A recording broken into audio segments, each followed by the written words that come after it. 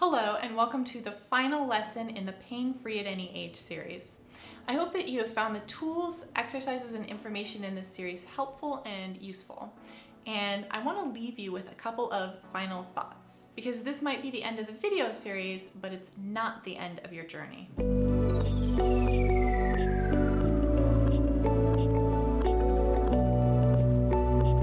I'm Sukie Baxter, founder of Whole Body Revolution, and I help you to rewire yourself for greater health, happiness, and success.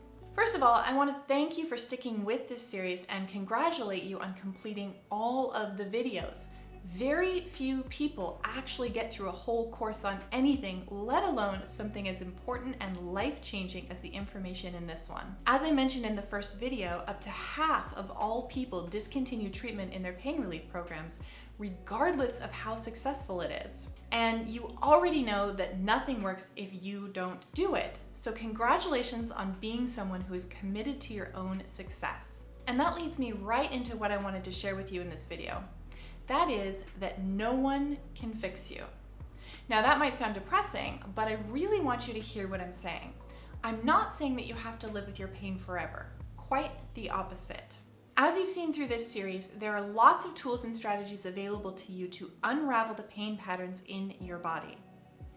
But their success comes down to you. So many of my clients come into my office and they want me to give them my expert opinion. Now, I know a lot of things. I can help to steer them in the right direction, just like I've done for you in these videos. But I don't know what it's like to live inside their bodies, and I don't know what it's like to live inside yours either. Only you know that. You are the expert on you. Unfortunately, we all live in a society that has a vested interest in breaking your connection to yourself, in separating you from your own internal guidance. We live in a culture that emphasizes external fixes to internal problems, buying all kinds of clothes and gadgets and other stuff to try to solve our stress and anxiety. We've been conditioned to be externally guided and to rely on the expert opinions of others, to ask for advice about where we should go and what we should do. And we even have wearable tech that tells us when to sleep, when to exercise, and how much to walk. And there are gizmos that buzz and beep when you bend too far forward.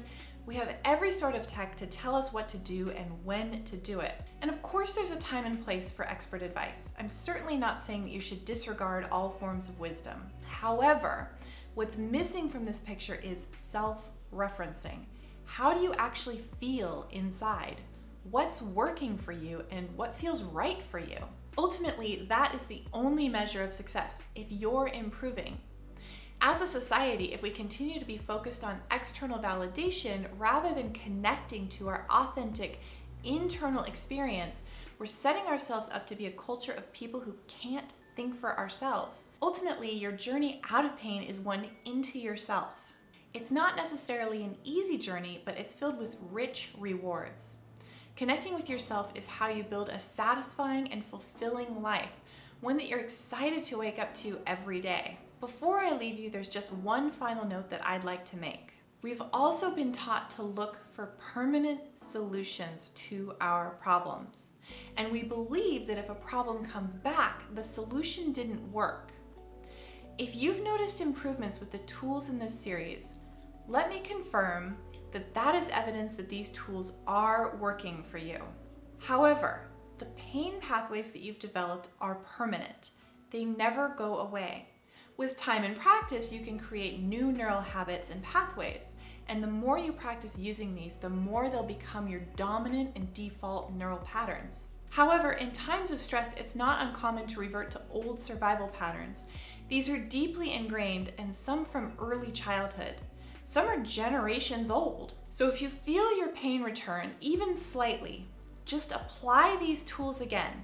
Continue to practice. You might wonder what the point is if you have to continually work to regulate your nervous system, but let me ask you, do you shower daily? And by the next day, do you need another shower? Healing your nervous system is a practice like any other. It happens not in a moment, but over time. The more you apply these tools, the more your brain will change through the process of neuroplasticity, becoming increasingly calm and centered. Over time, you'll revert less and less frequently to the old pain patterns and habits, while at the same time reaping the benefits of a well-regulated nervous system. Feeling happier, more playful and creative, staying present, and cultivating a deeper sense of connection to yourself and others.